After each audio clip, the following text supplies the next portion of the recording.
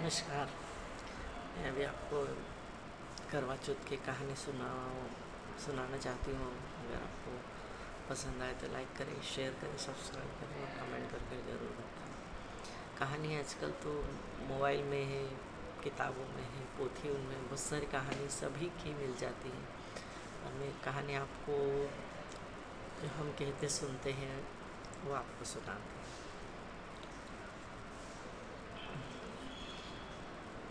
तो एक साहूकार का बेटा था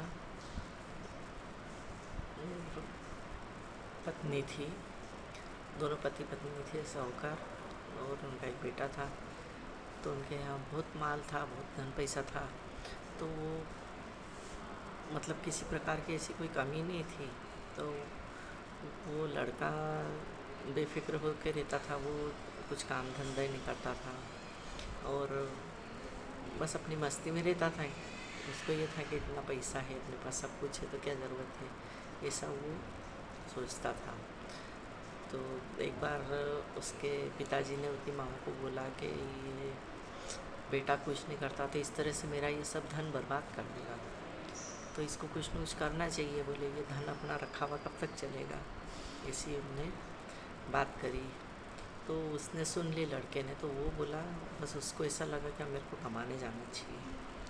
तो उनने क्या किया, बोले माँ मेरे को रात को बोला, माँ मेरे को सुबह जल्दी नाश्ता बना देना और मैं काम करने के लिए जाऊँगा।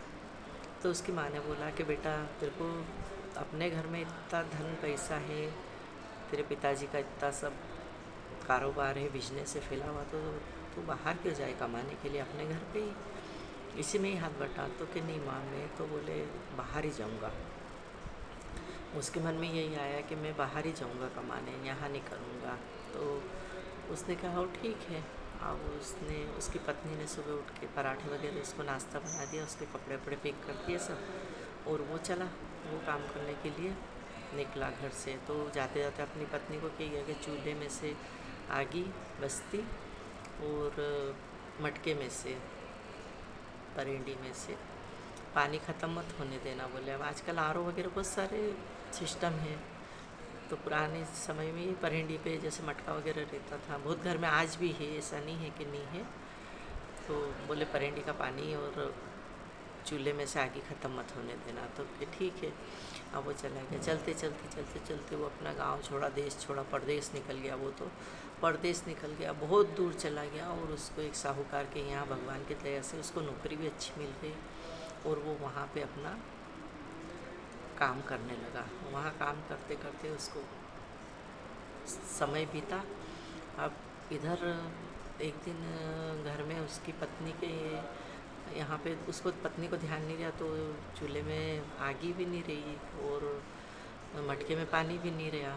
तो वो पड़ोस में गई, बोले काकी जी, बोले मेरे आज तो ना चूल्हे में आगी है और ना बोले परेंडी पानी है, तो मेरे को थोड़ी सी आगी दे दो। तो वो बोली बेटा तो ऐसा करके आज ये चतुर्थी है, करवा चौथ, तो बोले इसका तो व्रत रख ले। तो उसने क्या बोले कैसे करना चाहिए और इसके करने से क्या होता है। तो उनने सब बताया कि इसके करने से अपने को सब बात का आनंद होता है, अपने सुहाग अच्छे रहते हैं, बाल बच्चे अच्छे रहते हैं, घर में सब आनंद का ठाट रहता है और सब तरह से अच्छा रहता, परिपूर्ण परिवार में सुख शांति रहती।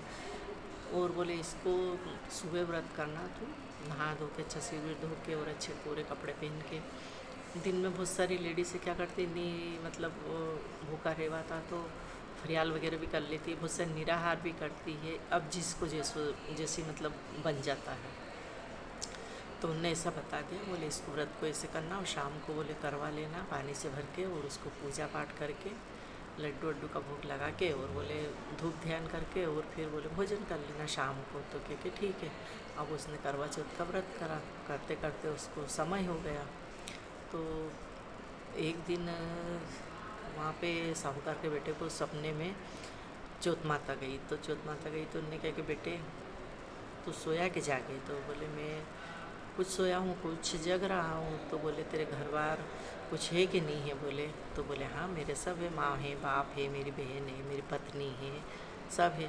तो बोले तेरे को उनकी याद नहीं आती है। तो बोले कि आती है, पर क्या करूँ, मेरा यहाँ कारोबार इतना है कि मेरा तो कुछ ख़त्म ही नहीं होता है, चलता ही रहता है।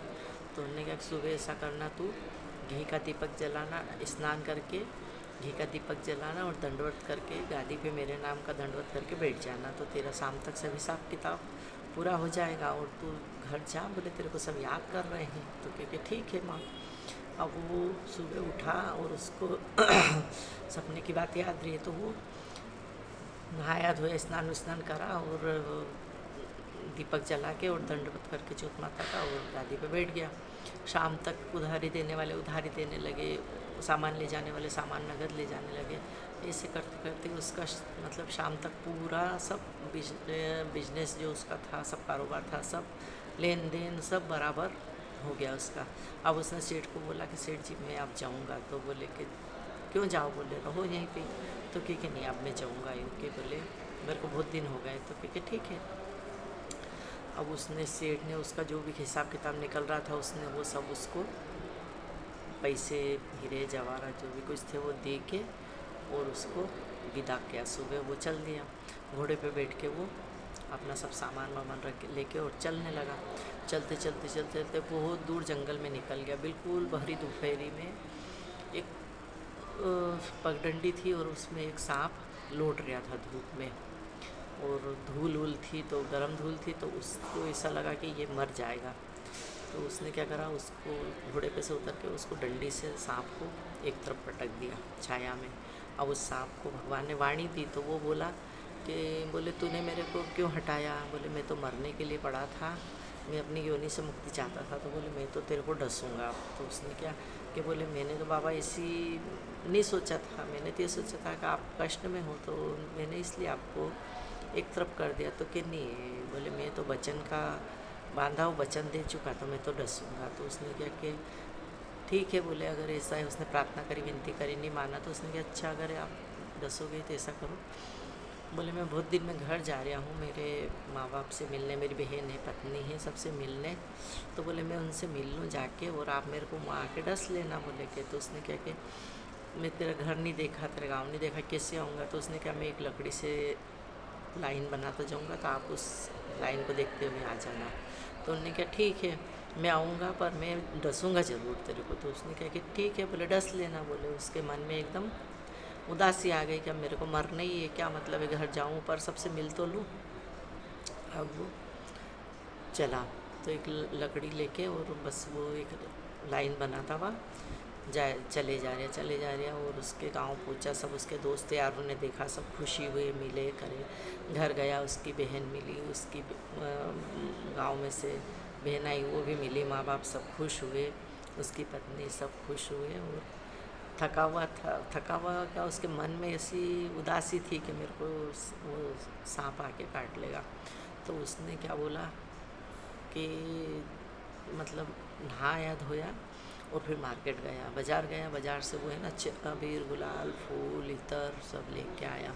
और चढ़ाव पे वहाँ ऊपर उनका कमरा था सोने का, तो वो चढ़ाव सब उसने बिछा दिए, अच्छे सब बिखेर दिए, फूल वूल सब, सेंट वगैरह सब छीट दिया और दरवाजा अटका के वो सो गए दोनों पति पत्नी। उसकी पत्नी की चोटी लटका दी थी। उसने बोले मैं पलंग पे कैसे चढ़ूँगा? वो नाग देवता बोले, तो बोले मेरी पत्नी की चोटी लटका दूंगा, तो आप उसके सहारे से आ जाना, ऊपर चढ़ जाना और मेरे को डस लेना। बोले तो ठीक है।